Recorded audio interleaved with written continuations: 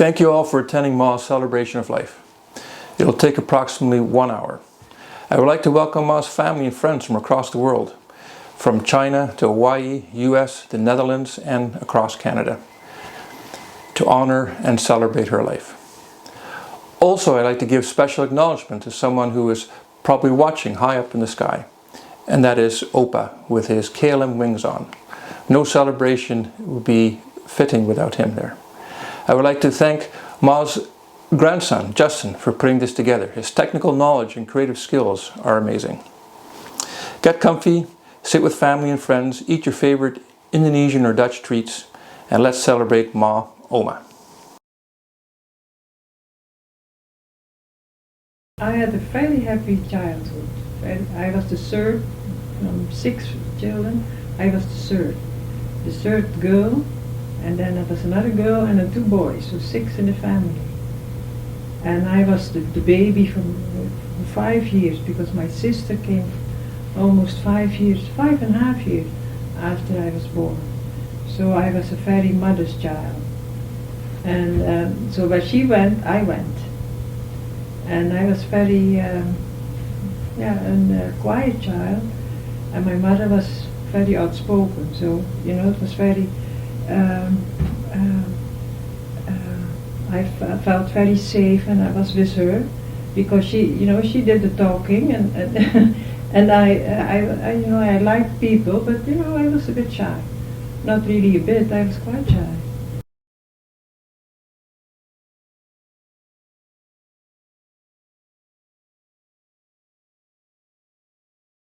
Very exceptional.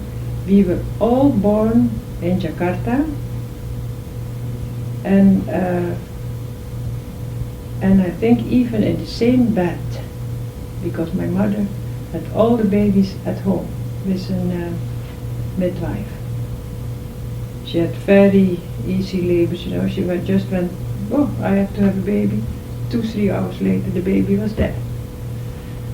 So even the little ones could stay at home.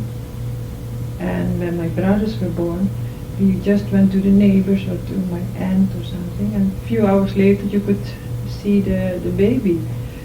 I think we were all born in the same bed. Not in the same house. Probably 4 houses. Yeah, 4 houses probably, but the same bed. Isn't that amazing? The great qualities of her, she was a very optimistic person. Very optimistic. Nothing bad can happen to us. You know, nothing happened. Nothing. Everything will work out fine. And if you say at her, doesn't matter. She sort of brushed away the bad things. Everything was optimistic. She was a very optimistic person. So when you were in her when we had visitors or something, she was the one who had the conversation. And at that age I learned how to swim already, because I couldn't, probably I was even younger, because the swim teacher did fingers under the water, and I had to say how many fingers, and I had trouble saying the numbers. So I was quite young when I learned how to swim.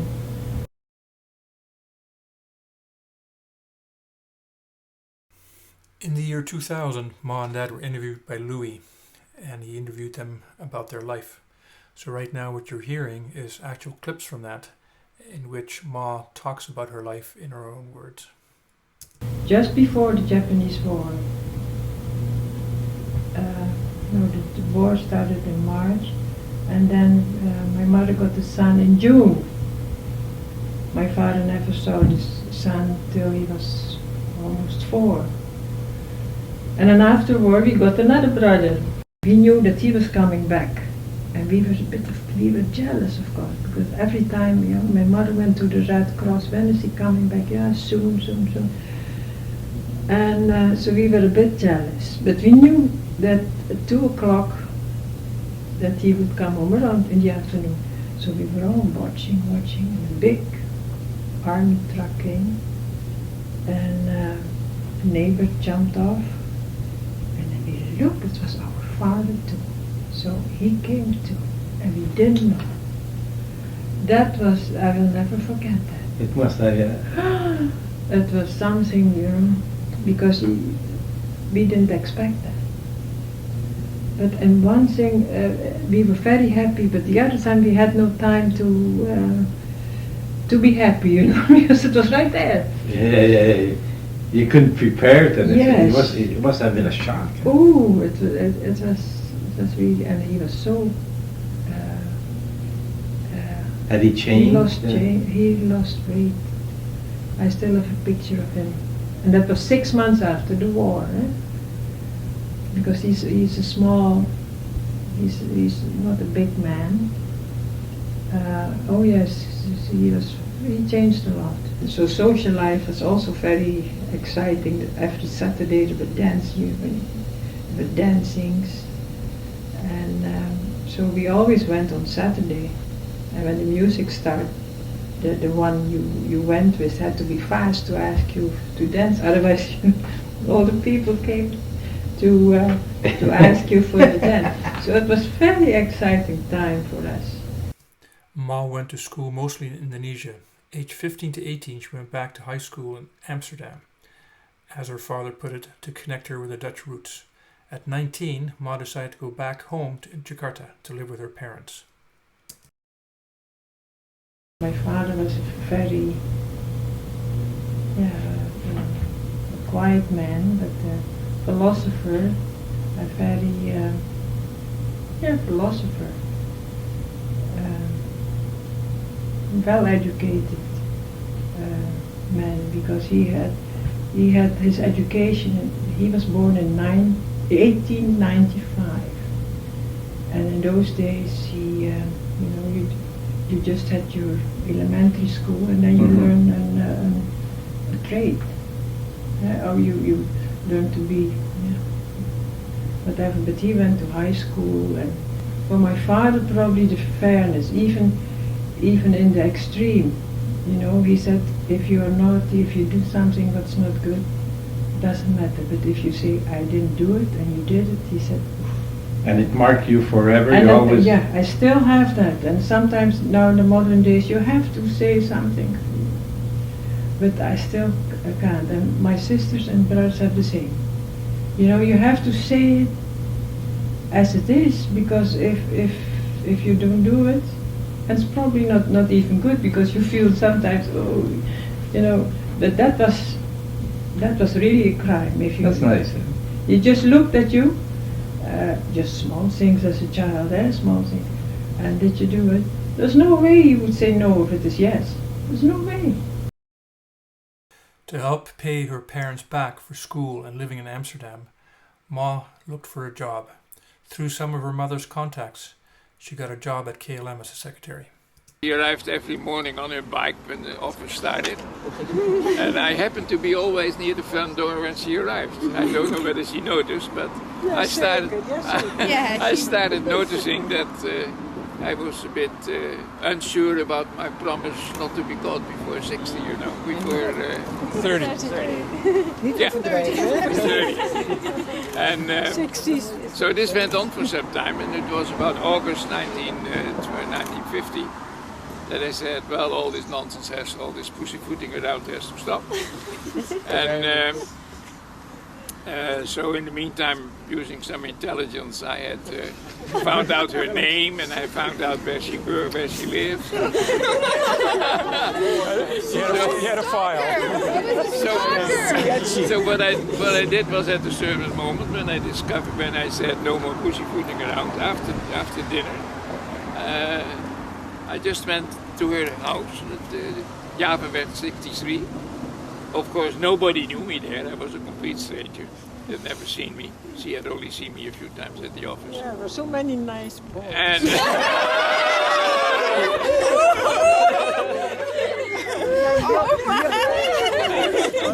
nobody had seen that. I just walked in after supper, and I think her father was there, sitting in the porch there in the front of her house. And so I asked to see Annemarie. He looked very surprised, because he'd never seen me, complete stranger. And So, but you were called and you came forward and you identified me to your parents who I was. So the big word came out. I'm here to ask Annemarie out. So can we go out tonight? And they looked Just like that. so yeah, just like that. And then her father looked me over very well, had a good talk with me, and I got permission to take her out that evening. After that it went fast, because this was in August, and guess what, by November we were engaged. Wow. You know, we operated pretty quickly. Yeah, and I got teased a lot in Indonesia with the fact that we got engaged on the 10th of November. Because without me knowing that, it was Heroes Day in Indonesia. So you, Vic, you know what, have to wait for Heroes Day to get engaged. Now, then the next stop, of course, was to get married, but that would have to wait for quite some time, because it was customary there that if a girl got married in a family, then the oldest girl in the house should go first. In order. In order. And Is goed, hebben we niet op I Truus was in gewacht. contact with her, number 3. There were 2 older sisters ahead of her. So I got permission to ask her to marry me, but we weren't allowed to marry before she was 21. So that explains the delay. And so it's not 60 years ago actually, it's 62 years ago. That it all begun. And yeah, I still remember the first time I came there, that Wim, a small boy, This is came my big brother. looking around the corner what the heck was going on in the porch, you know. How old was he then? Let's see. He's protecting my sister. I think 4 or 5 years. You're sitting on the 52 he would have been bench. 3. Him. Right? This is little 47. bum. Oh yeah, afterwards when I came, he never allowed me to sit next to his sister. Orders from my father. You'd always sit between you guys, right? Yeah, okay guys. Well, that's looking back 62 years, so I gave you an impression of how things were at that time. I lost my bet about not getting home before my 30th, but that's it. I really, and we both of us really want to thank you for all the preparations you did, Margot, all the things you did. And for us, there's no better thing than to see all your happy faces around the table, wherever, talking together, having fun together. Very nice. That's great fun for us. Yeah. Thank you all very much. Yeah, all bold.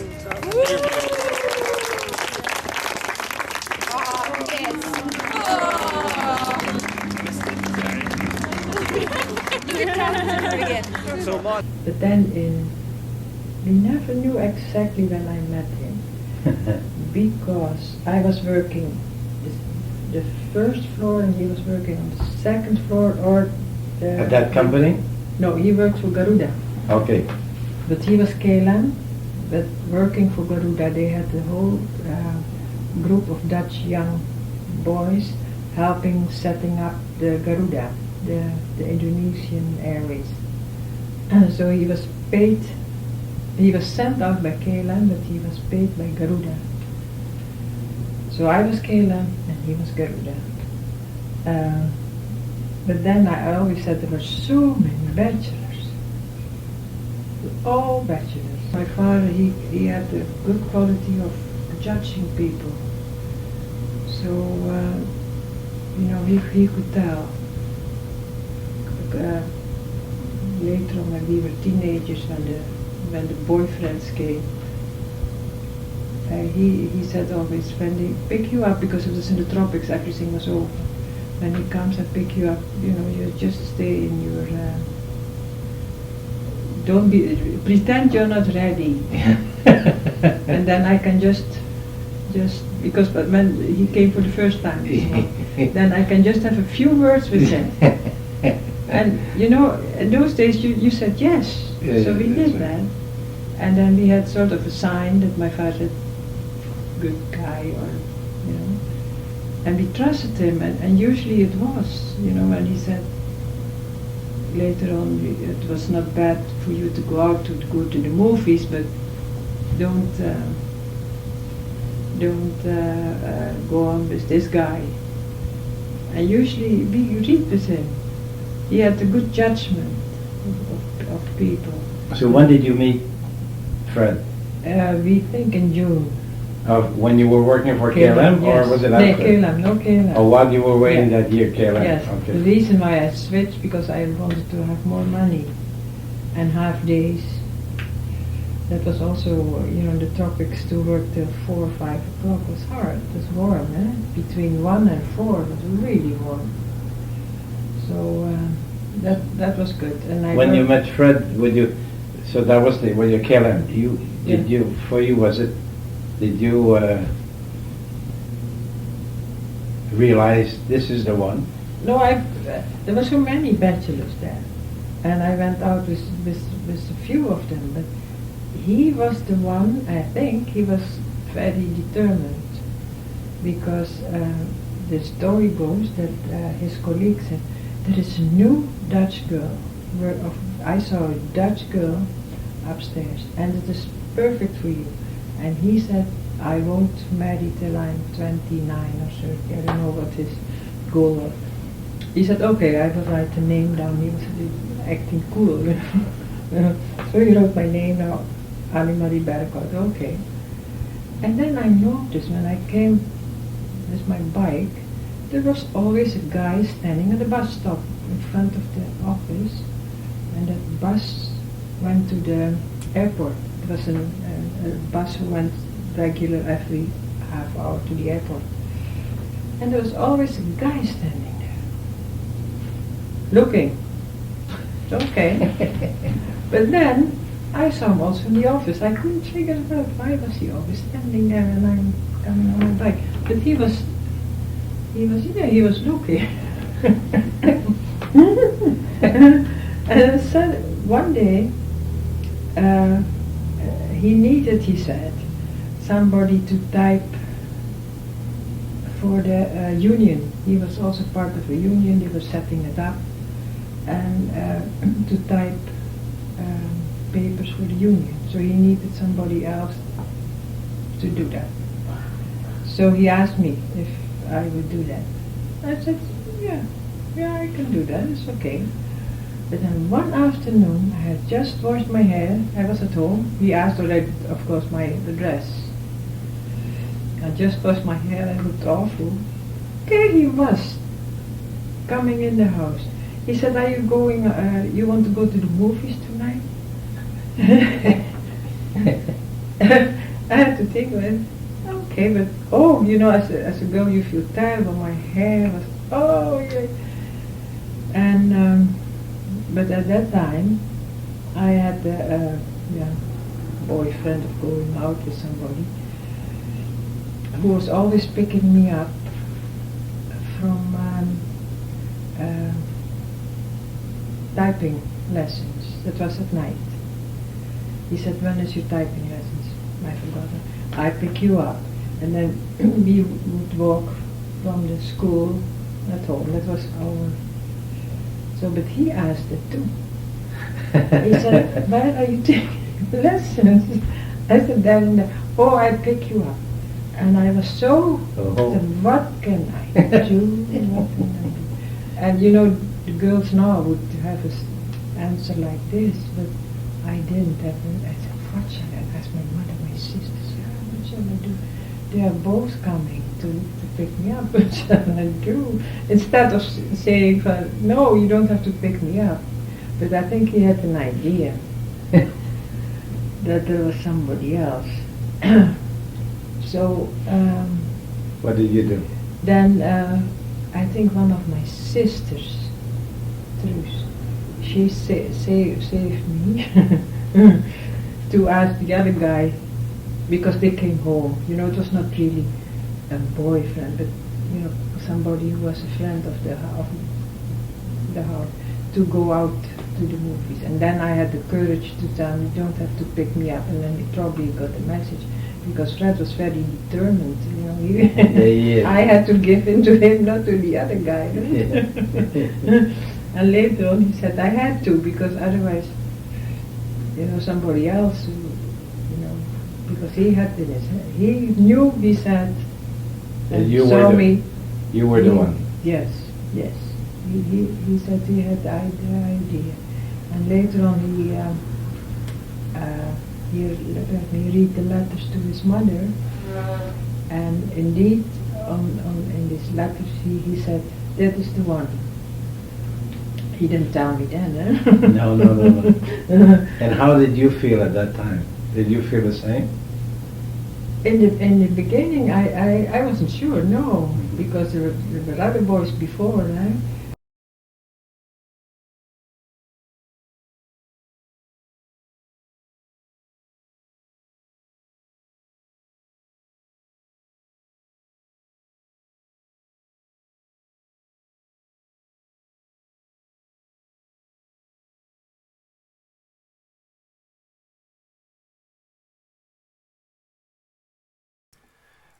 After Ma and Dad had met, she was working at KLM.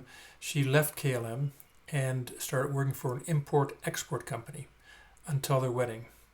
After they got married, Ma left that job and they bought a house in Jakarta.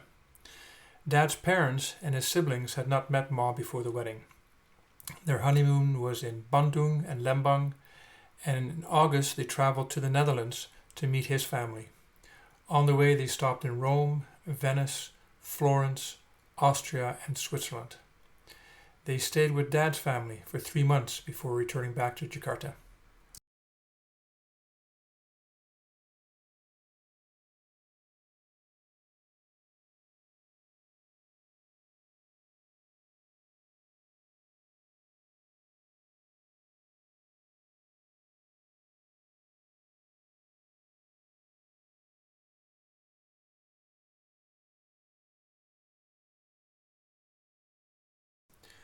On December 25th, 1953, Ma and Dad had their first child. Anna Marie was born in Jakarta.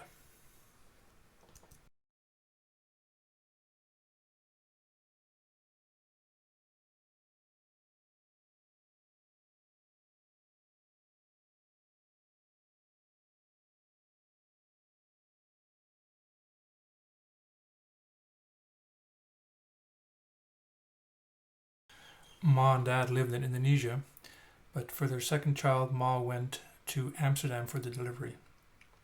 On January 21st, 1956, I was born. Shortly afterwards, we went back to Indonesia. December 1957, the Indonesian government kicked out Dutch expats with 1 week notice.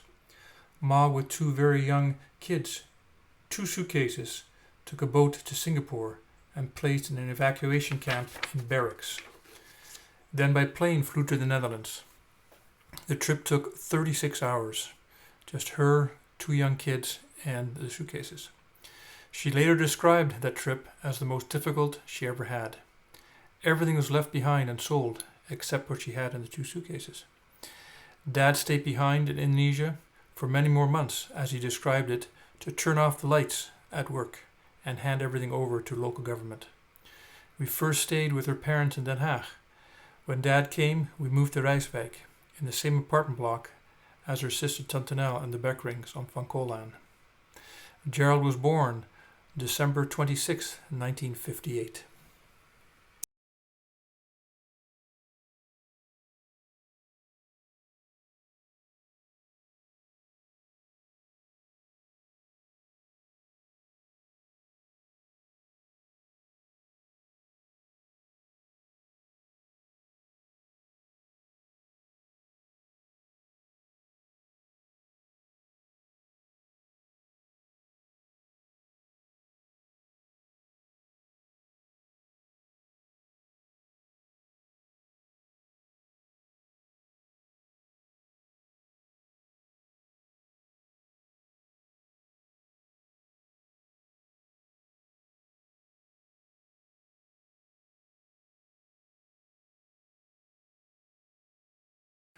Around the time of John F. Kennedy's assassination, we got the news that we were being transferred back to the Netherlands. Ma was really, well, we were all really very happy. At first we stayed with the Beckerings in Amstelveen until our house was ready which was March 1964 in Voorhout. But unfortunately, a few weeks later, Dad got the news that he was transferred to Canada.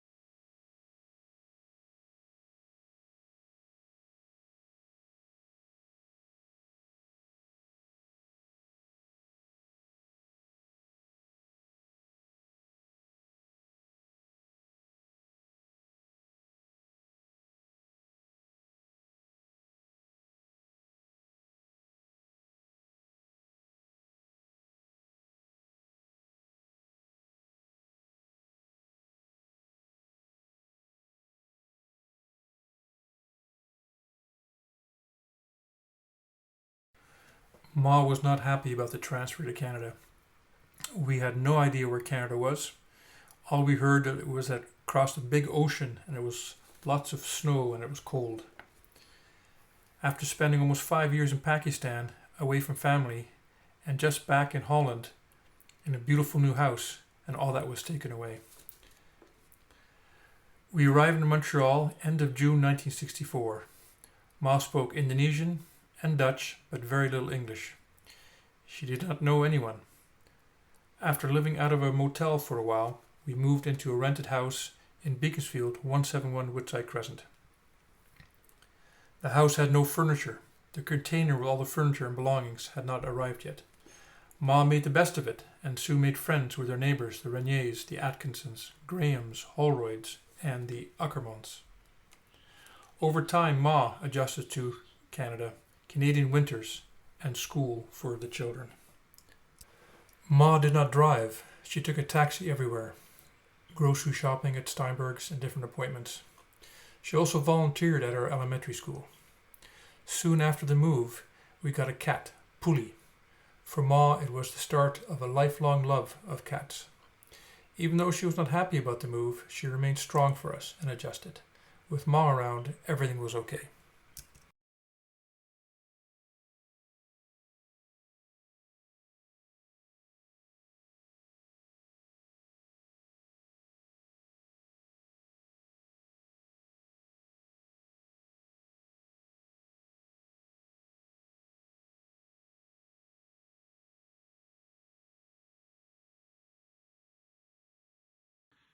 Goedenavond allemaal. Vanuit Hongarije blik ik terug op mijn herinneringen aan Tante Miet, die onlangs is overleden in Canada.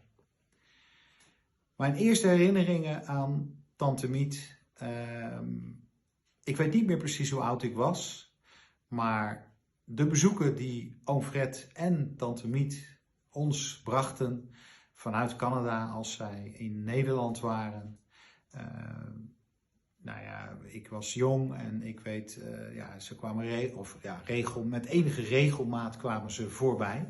En wij keken daar als de kinderen van de overleden broer van oom Fred, Ruud, en ook onze moeder, wij keken daar altijd enorm naar uit. Het was altijd een feest als tante Miet en oom Fred langskwamen. Later herinner ik mij dat zij mij bezocht hebben ook toen ik op mijzelf woonde in Utrecht. Dat was heel erg leuk. Ik heb volgens mij toen of voor ze gekookt of we zijn uit eten geweest. Dat kan ik me niet meer herinneren. Maar in elk geval, het was altijd erg leuk om met ze te kletsen.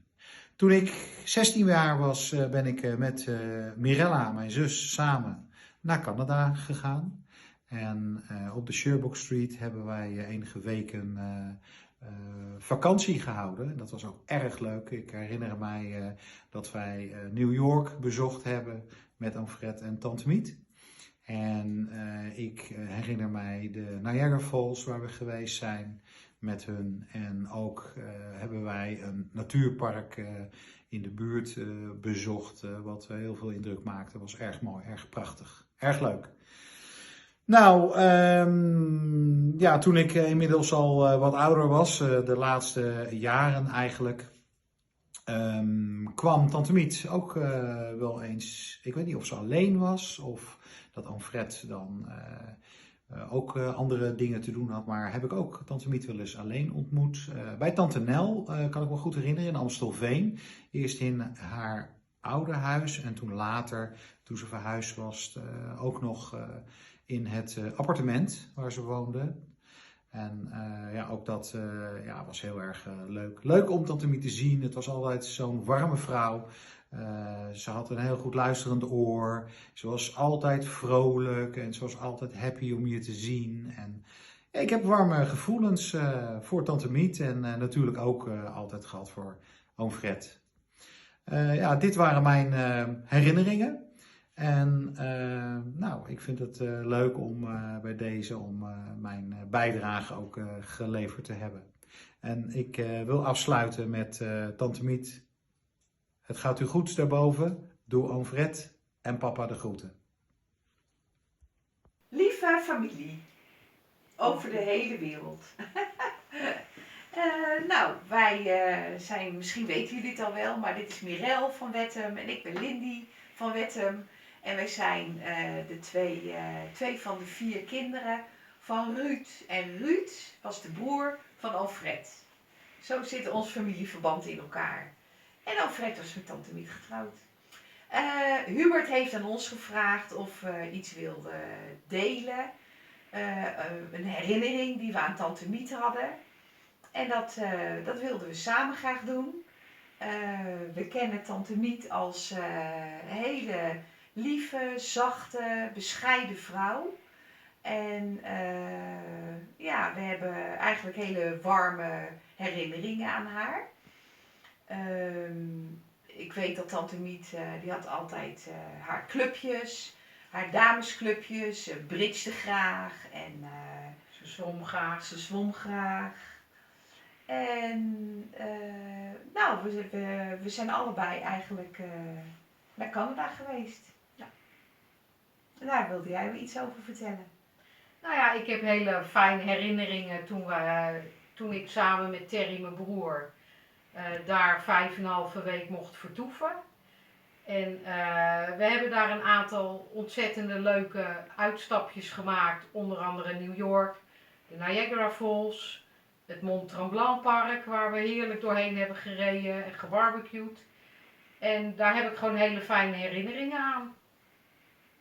Ja, nou ik ben ook naar Canada geweest. Ik was dan alleen. En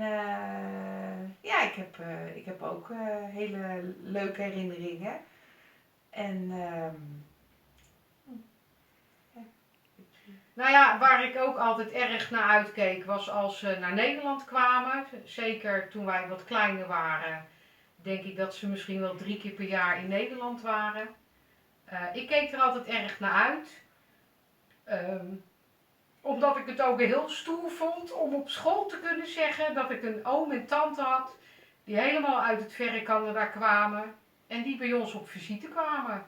Daar keek ik altijd als kind erg naar uit. Ik ook wel.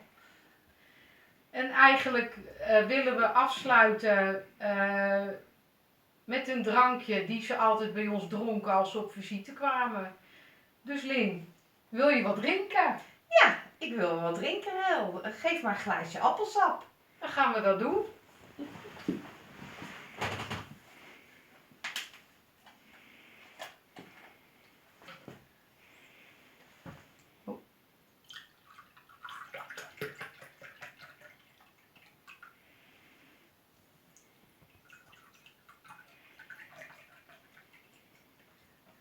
Lekker.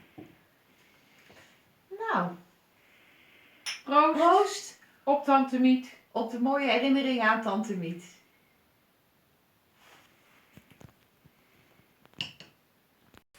In 1968, we moved to 273 Sherbrooke Street, also in Beaconsfield, soon known just as 273. Ma loved the new house. It became her home for 50 years. She missed family in the Netherlands and would frequently visit, and they would visit us as well in Montreal. I do not remember her ever shouting or getting mad. All I remember is her kindness, compassion, and love for us. Even during the typical turbulent teenage years, when we had the usual teenage emotional ups and downs. I only have good memories of Ma. She had a way of exuding calm, love, and kindness. It was really very hard to be upset or angry with her. Ma always encouraged us to bring friends over to the house, 273. Looking back, these were in many ways our golden years as a family. Ma was happy, life was great. Ma was a big Montreal Expos fan, listening to most games on the radio and watching on TV. She knew all the players, Rusty Staub, Mac Jones, Steve Rogers, Andre Dawson, Ron Hunt. Whenever she went to a game at the ballpark, Jerry Park, she was always big smiles. In the 70s, we made family trips to St. Martin, Hawaii, and St. Thomas. Ma enjoyed the warm tropical weather on these vacations. In 1972, 41 years old, Ma learned to drive. Her first car was a brown Chevy Nova. She was so excited, happy, and proud to drive. She drove us to many places and games.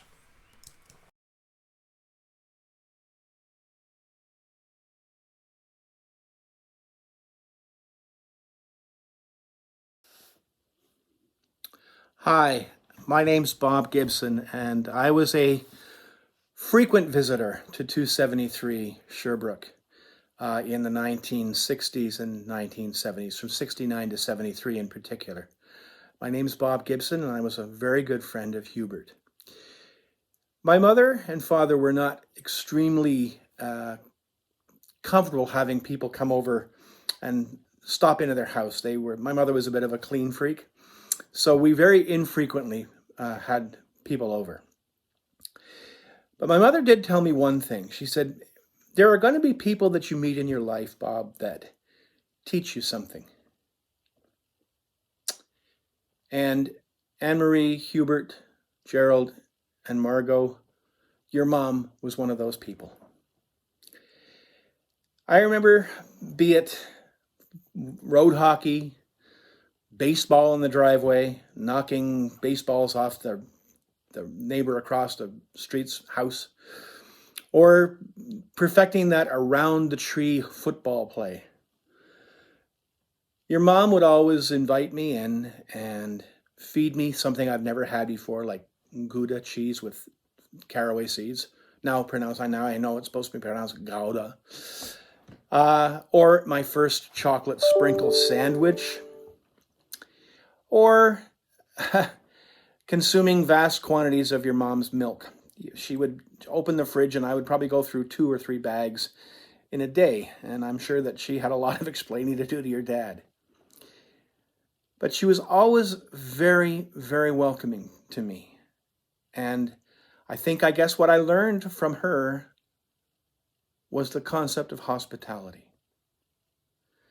And so It's very sad to realize that your mom is gone, but she left a legacy of hospitality for me, and I am sure every one of the friends of all of you. She was a wonderful lady, and I'm proud to have known her, and I'm happy to have known her. Thank you.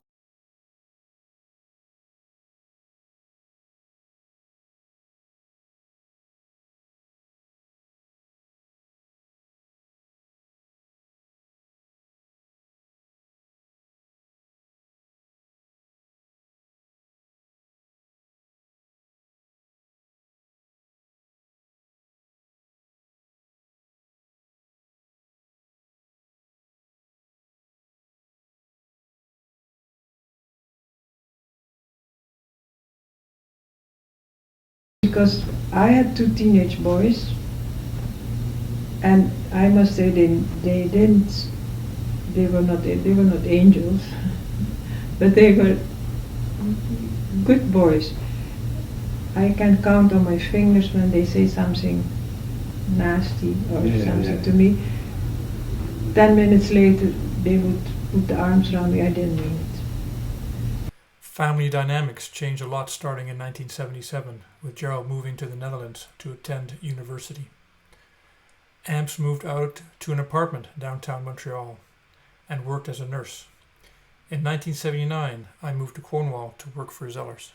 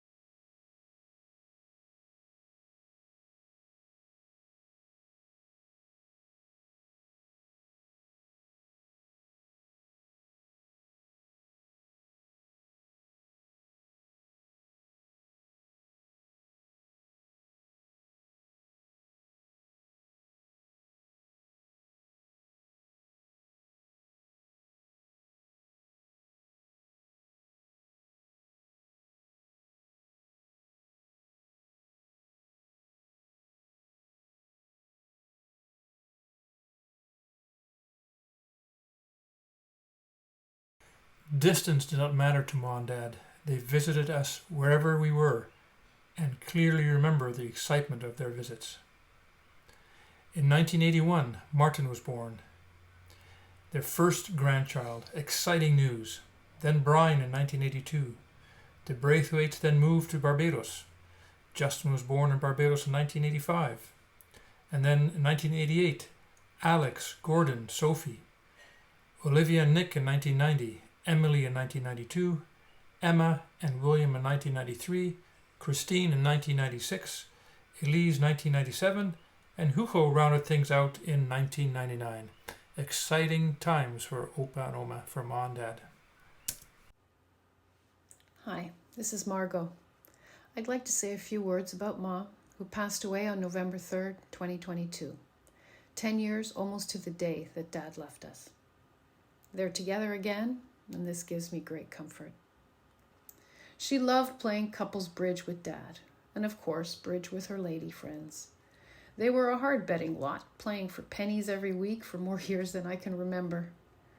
Those were good times for her, playing with her good friends. She loved riding her bike all over Beaconsfield after supper. Later, she would go for long walks after supper while Dad did the dishes, something he took on after retiring. She enjoyed going to our sporting events and was even the manager of my softball team for a few years. I can still see her sitting on the bench with her clipboard keeping score. Later on, she loved watching her grandchildren play sports as well, pulling up a lawn chair while Dad patrolled the sidelines. Ma always helped out whenever we welcomed a new baby. Her calm and confident presence was very reassuring. She didn't seem fazed by the noise and chaos that came with having 4 kids. The grandkids loved their Oma. It was great when my family moved back to Beaconsfield in 1994. Our kids got to see their Oma and Opa very often.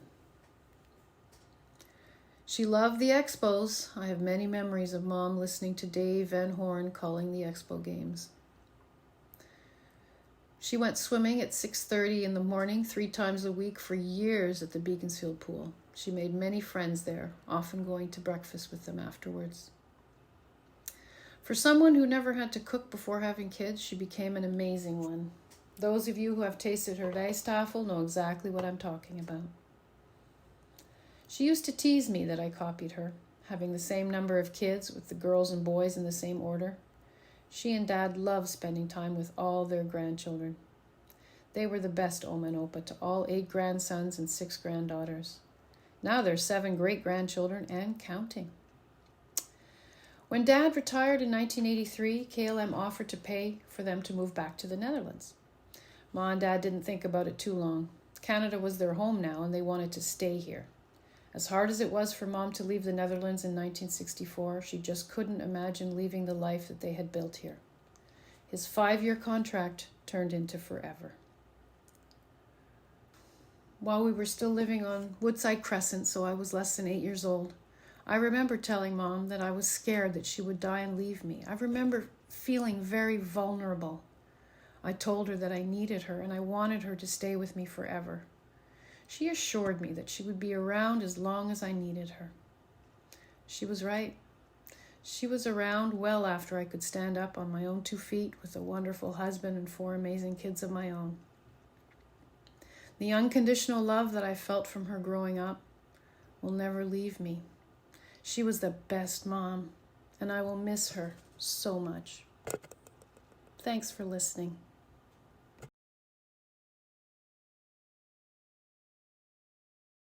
I'd like to start off with a little anecdote that speaks volumes to how attached I was to my Oma. I was about 4 years old, and she had visited family in the Netherlands for a few weeks. When she came back, she was happy to see me. I gave her a dirty look and the cold shoulder, basically asking her, "Where were you? And how could you leave me for so long?"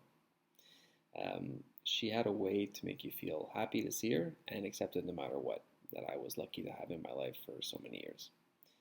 My siblings and I often share memories and little stories about Oma, and the common themes are impossible to ignore and also speak volumes about her.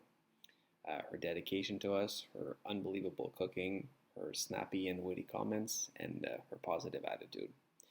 We loved having her at our sporting events, birthday parties, and various milestones. Today, as a father and husband, the memories I have of Oma make me realize that she really set the gold standard for what grandchildren can hope for from their grandmothers. In her final years, a few things stick out for me. I fondly remember taking her for walks around the building at sunrise, hoping that some fresh air and a chat would brighten her day. We'd go back inside, sit at the bistro for a nice cup of coffee, and if ever someone she did not like would walk by, I got the gossip in the combination of English and Dutch. That was always entertaining. Next, she would point at the TV when watching soccer in Ottawa, and she would point and say Nick, regardless of who was playing. In spite of the dementia, I definitely made my mark on her. Last but not least, she got to meet my son James. To this day, whenever I'm in the neighborhood, I make a point to drive by 273. I can still remember the smell of the Indonesian food on a Saturday night, the sound of the ping pong balls in the basement, and hear Oma's little noises like heh and ni doon, and her sniffing me as she said goodbye to me for the night. Today, Oma and Opa are reunited, and I'm sure they're looking down on us with a smile, knowing their legacy and memories are going to carry on.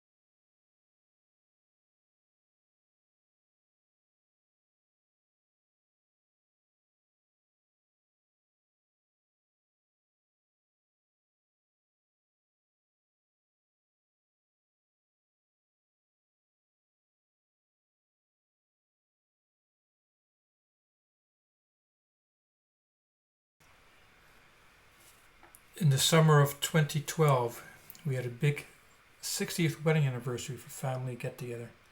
Everyone in the family was there, including their first great-granddaughter, Maya. It was a very special day with family from the Netherlands there as well. Her brothers, Jaap and Wim, her sister Tante Nel, and sister-in-law Barbara.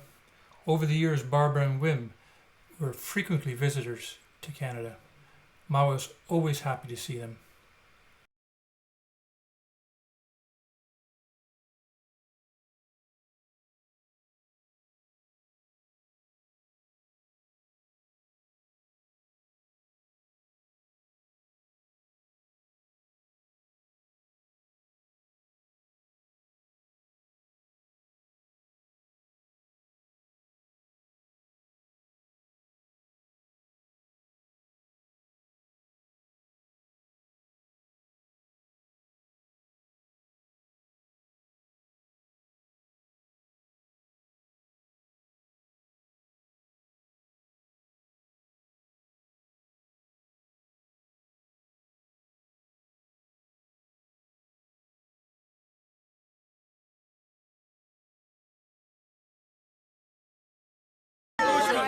Gordon, you gotta be in the shot, bro. I know!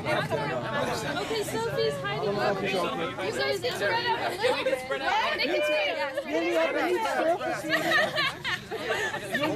Brian, we can't see you. I can't see you. Where's Daddy? I got it. Will, if you stay more to this side. Tell it at 14. Just a minute. Yes. I was supposed to mount faces. I'm just organizing you guys. Well, you're hiding behind me. I'm on my toes. You have to go more to one side or the other. Okay, a little bit more. Or maybe I should move a little bit. Just push up and you out of the way. Dad's health issues were no longer manageable, and the love of her life passed away October 2012. Ma was never the same after that.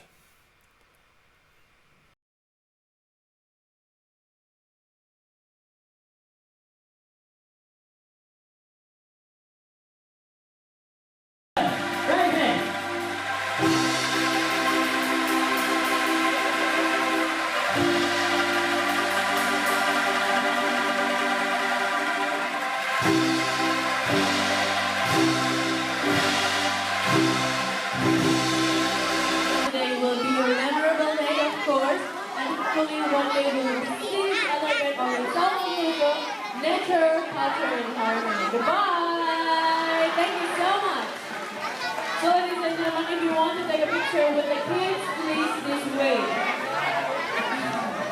With the kids, yeah? With the kids.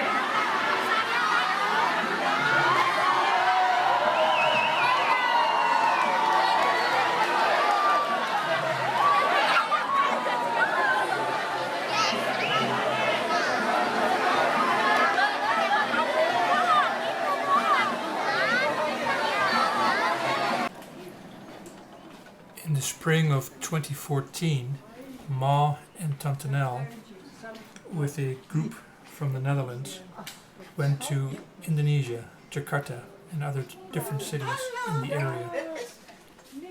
They thoroughly enjoyed it and saw many things again. They also were able to visit Mevrouw Gesma, who used to work with Dad, with Opa, back at KLM.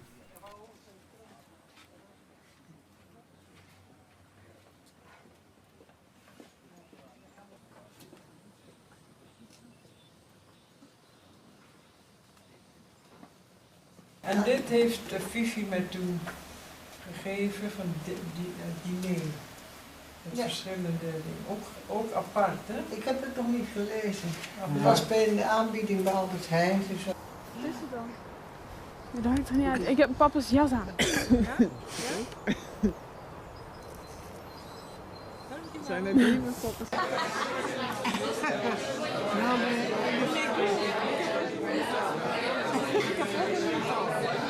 als Sofietjes en een beetje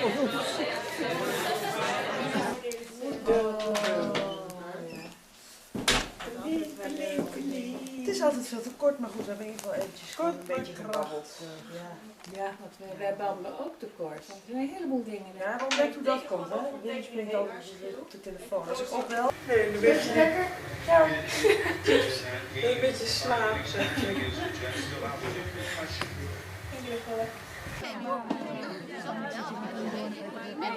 Veranderd, ja.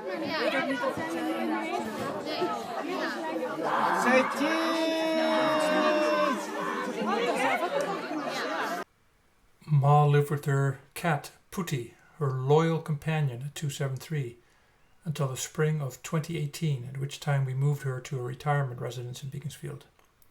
After 50 years, 273 was sold. Shortly afterwards, Ma's dementia started to become a factor. The passing of her sister, Tante Nell, was a shock to her.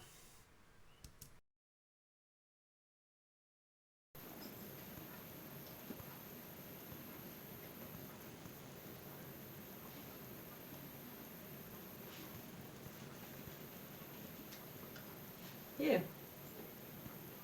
Met die pootjes zo schattig. Belira, Belira. Je bent zo lief.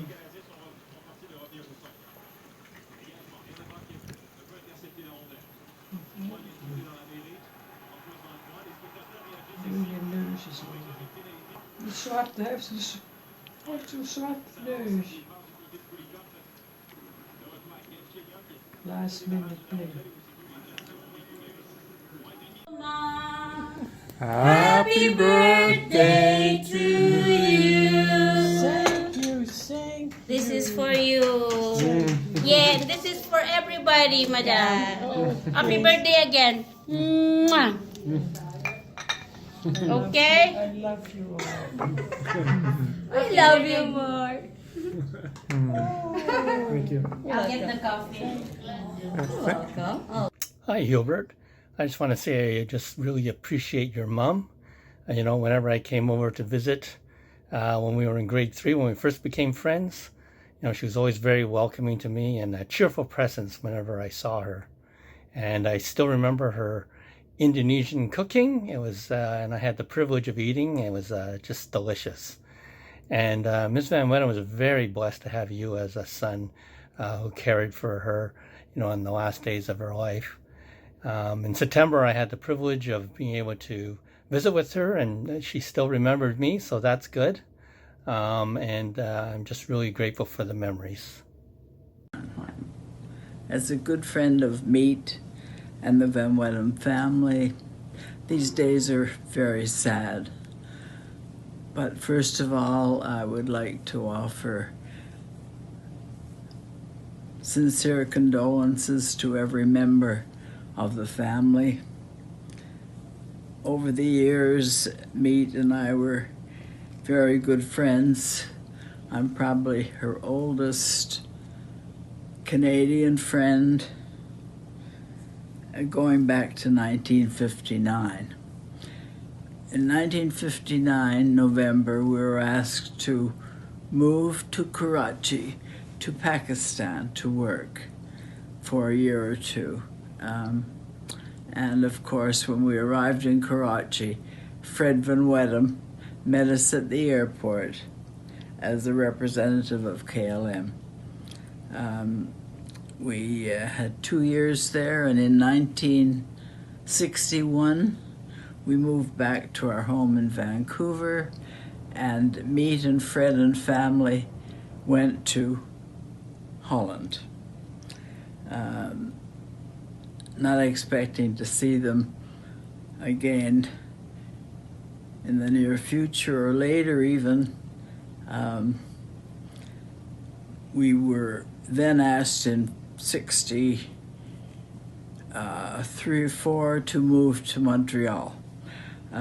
Having said no for 2 years, not wanting to leave Vancouver or to live in Quebec, we finally decided that maybe John could commute from Vancouver to Montreal, which he did for over a year.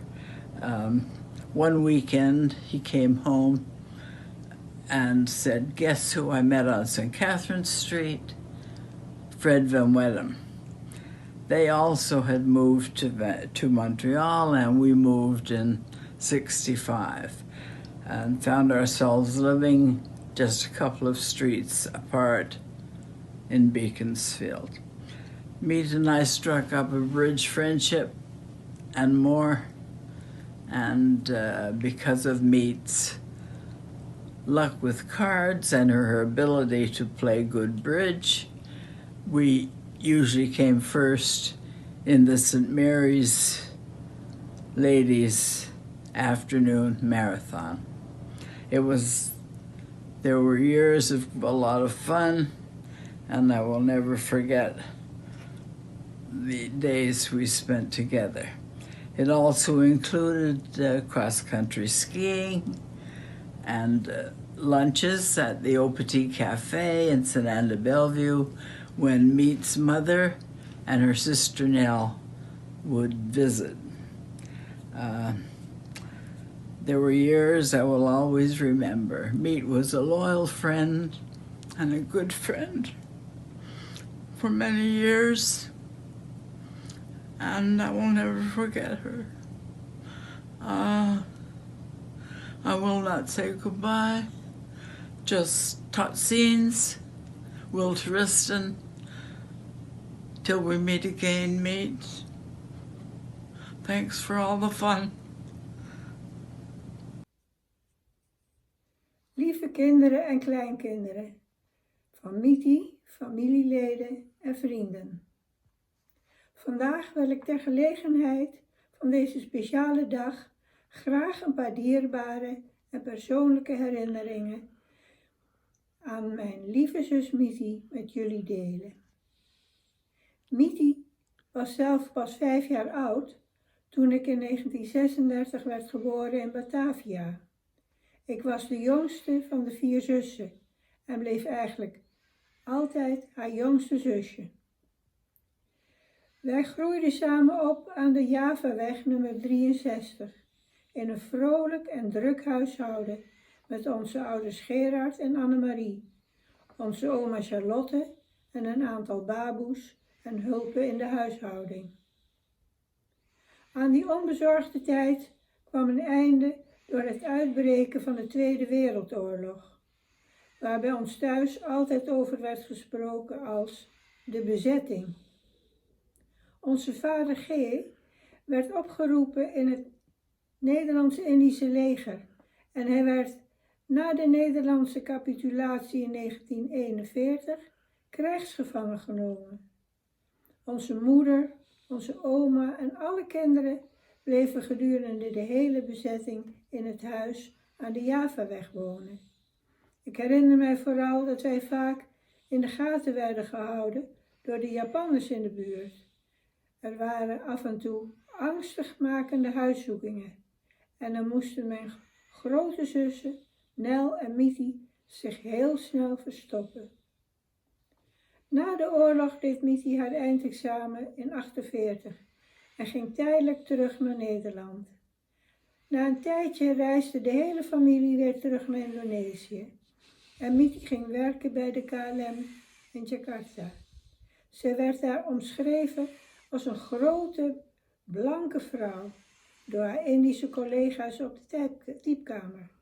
Wij vonden dat allemaal erg grappig, want Miti was eigenlijk de kleinste bij ons thuis.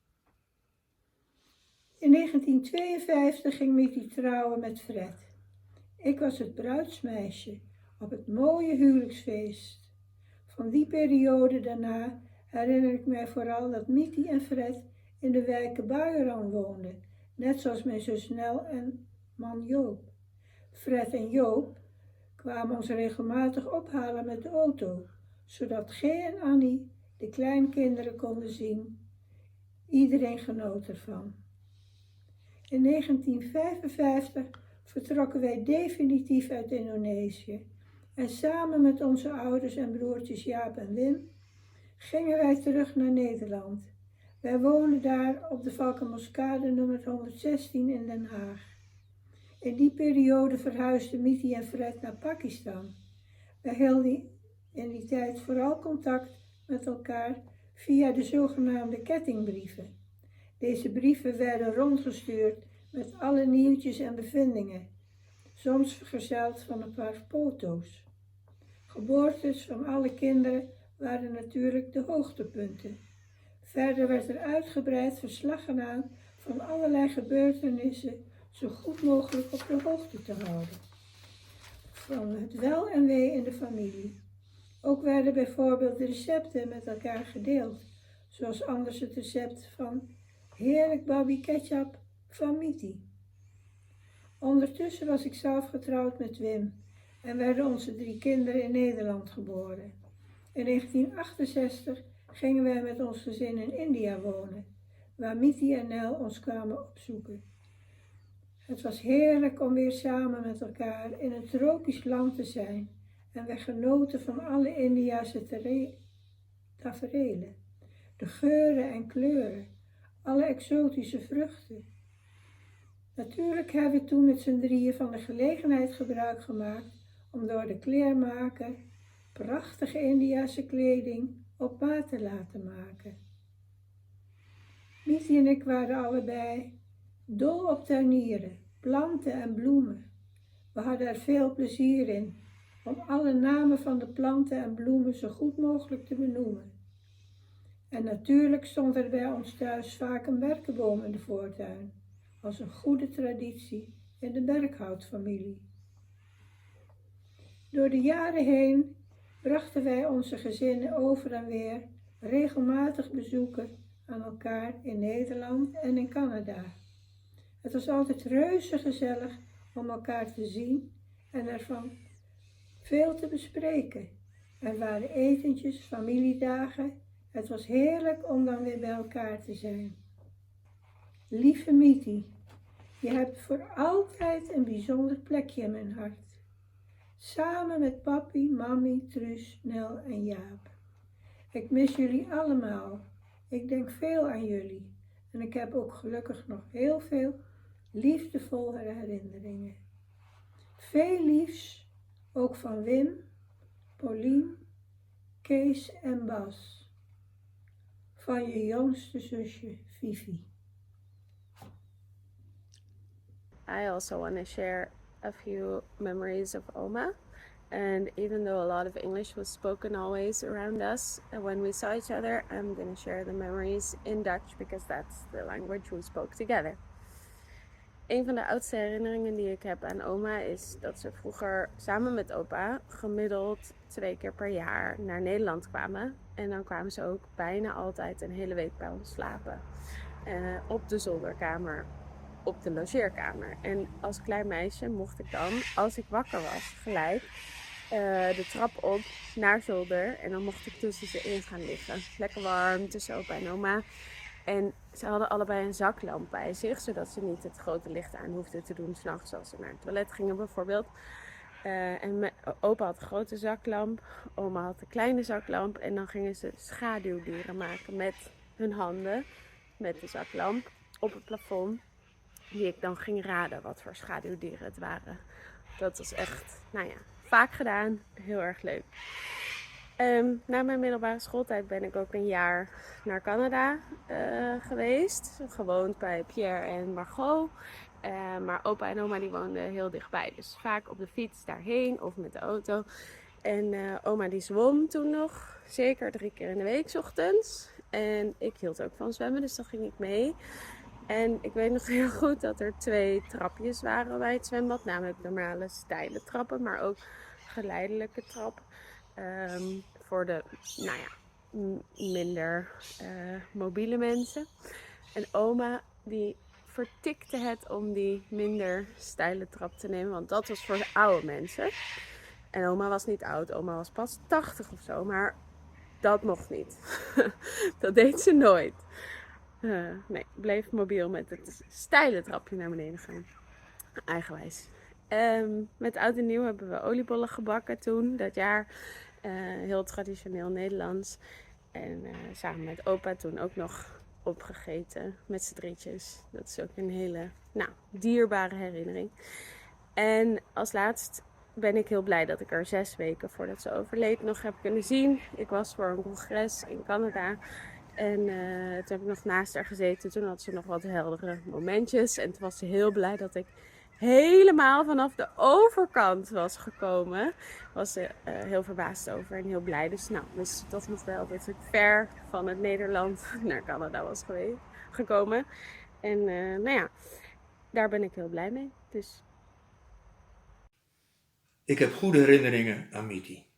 Van de tijd in Indonesië weet ik niet veel meer. Wel vertelde mijn moeder me dat Miti mij als baby vaak meenam voor controle op het consultatiebureau. Ze dachten daar dat zij mijn moeder was.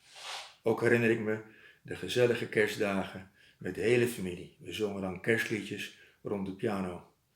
Op de foto hierachter is de hele familie te zien. Vlak na ons huwelijk zijn Barb en ik op bezoek geweest in Beaconsfield op 273. Such a warm bath, I'll tell you. I really felt at home. We hebben daar een gezellige tijd gehad. Nadien zijn we vaker geweest. Het hoogtepunt was het feest ter gelegenheid van een 60-jarig huwelijk. We waren dan daar met Nel en Jaap. De gezellige tijd aan de ontbijttafel zullen we nooit vergeten. Yeah, till 12 o'clock in the afternoon. My God, I never experienced that in my home. It was great. It was zen time. Ook het borreluurtje rond 5 uur. Even better, even better. Was een that hoogtepunt. nice box of white wine in the fridge. We hadden altijd een warm gevoel en het was heel relaxed. Yeah, and my biggest memory is always this sort of loud noise when we were all sitting around the kitchen table and boom, boom, boom, boom. And then, hi guys! And that was Fred coming home. Yeah. Ja, we genoten van haar kookkunst en de rust die ze uitstraalde. And I just loved her hands. I loved her hands. She had the most elegant hands. Ook denken we nog vaak aan Puti, die Miti veel troost heeft gegeven. Ja, die schat. Die hele mooie witte, zwarte... Nee, niet zwart, witte kat. We zullen Miti altijd herinneren als een lieve, trouwe zuster. Absoluut, ze zit in mijn hart. Hi, my name is Julie Leslie. I first met Miti in Montreal when my husband and I used to play bridge against her and Fred. It was always a battle because they were so good. I moved to Ottawa 7 years ago and heard that Miti was now living here. I had a chance to visit her just after COVID. We had a lovely visit and she even mentioned my husband's name, Clem. Miti was a lovely, kind, gentle friend and she will be missed. Thank you. Speaking about Oma, where do I begin? Let me start by maybe sharing some of the sadness that I'm still holding on to. And then maybe I can share some of the sunshine.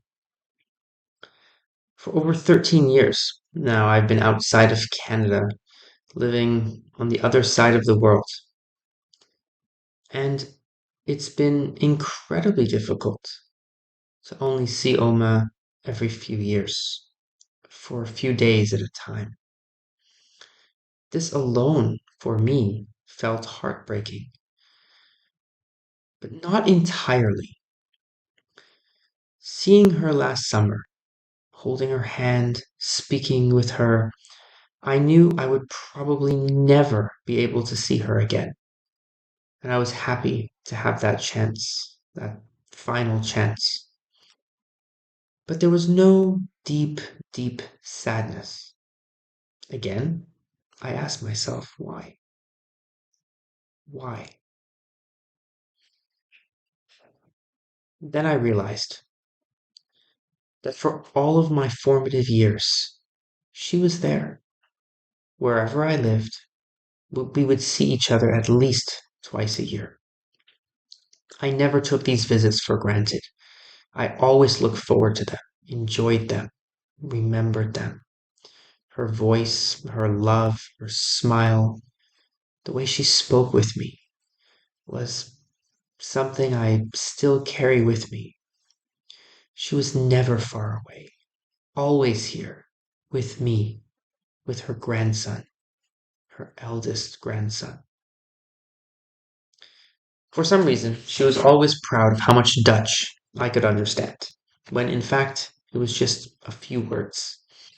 She would always show this to others by asking me in Dutch, "Where's your head?" And I would touch my head. So a year ago in Macau, I had a new Dutch colleague, and I was describing my childhood and low-key bragging that I knew a few Dutch words. He curiously asked which ones, and I said, well, "Kopje," which means head, and I pointed to my head. He laughed hysterically, and when he caught his breath, he informed me that hof means head, hofja means small head. Thanks, Oma. There are so many fond memories I have of her, in 273 in particular, playing bridge and card games, looking at Momo, eating Bobby ketchup and stuffing my face with raisin bread behind the kitchen door, um, eating chocolate and candy sprinkles on my sandwich, and having cereal so fresh that it tasted weird, and hugging her in the entranceway when I would come bursting into her home and having her smell my hair and hugging her in the same spot when leaving. Saying goodbye was hard then, and it's hard now. Love you all. Ik heb nog wel zin in een borreltje. October 2019, the decision was made to move her to a retirement residence in Ottawa. When COVID closed all retirement residences to visitors, it was clear that she would not get the care she needed and deserved. She was moved into my house. After several part-time caregivers, Ella and Rhea became Ma's full-time 24/7 caregivers and were amazing, allowing Ma to live her last few years with dignity, comfort, and love. Ma passed away peacefully November 2022.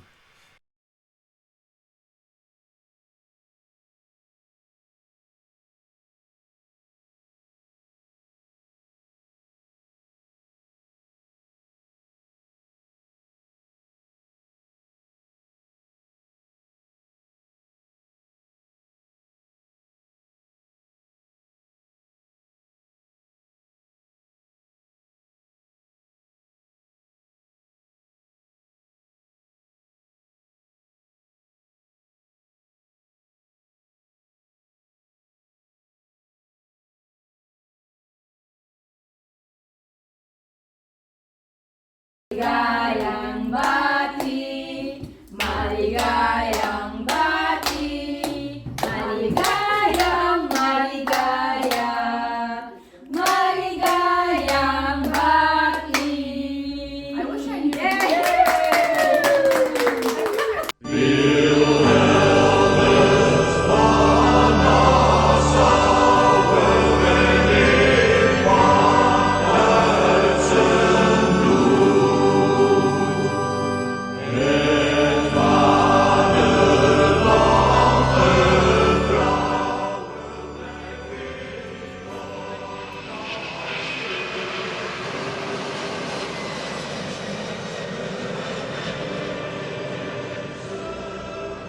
As we all just saw, Ma had an amazing life.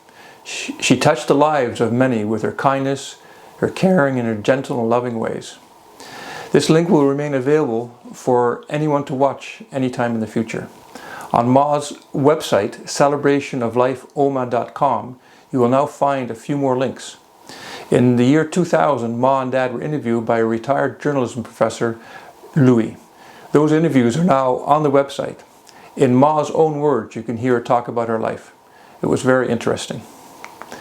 Ma will be remembered as kind, giving, caring, proud, sweet, funny, and loving.